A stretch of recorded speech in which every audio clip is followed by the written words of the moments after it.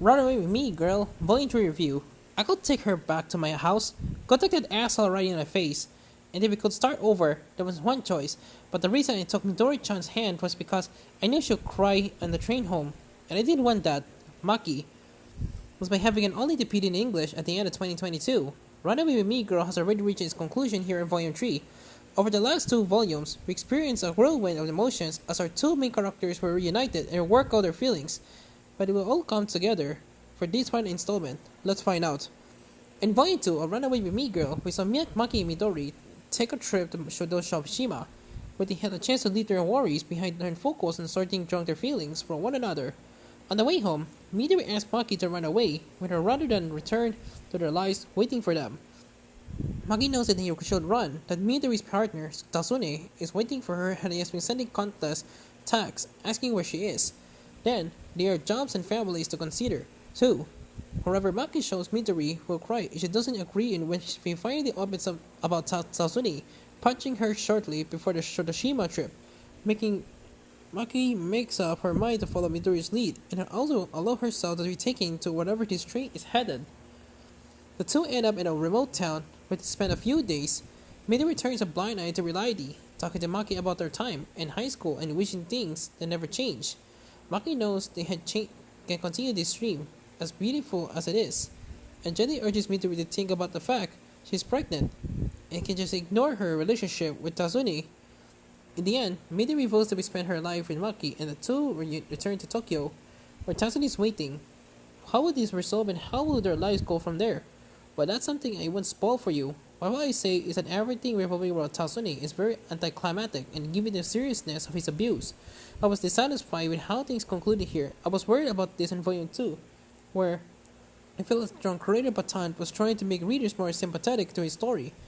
And sure, it's a murky situation where Tasune has his demons to work through they have led to his actions, but it should excuse his behavior.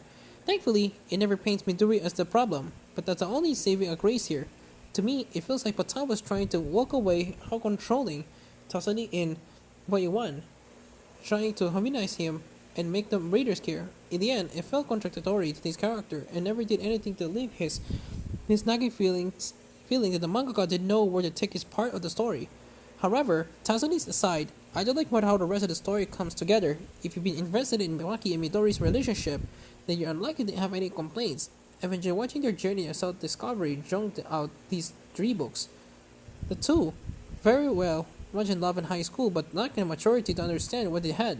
So it has been rewarding to see them reunite and work through the feelings to reach a happy ending.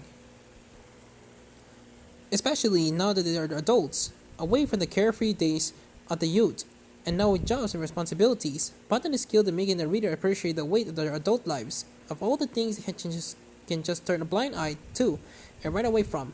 And they do a great job of showing us the mindset at least someone wanting to run away from their current life, and how free that can be, at least until everything catches up with you. For as much as you complain about Tasune's storyline, Batant has nailed the rest of it, which I suppose is why that one aspect is so disappointing to me. If you're looking for a girls' love story with an adult cast, then I certainly highly recommend checking this out.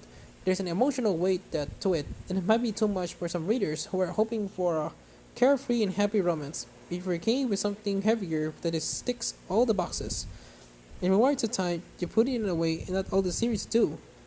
Run Away With Me Girl Volume 3 comes to the West thanks to Kodansha. Like the previous releases, this book has been translated by Kevin Stenbach with Jennifer Scarupa handling the lettering. The dialogue reads well with no issues, and there are some interesting translation notes at the back of the book, covering some dialogue and references to greater detail. Color pages are once again found at the end of the volume as well.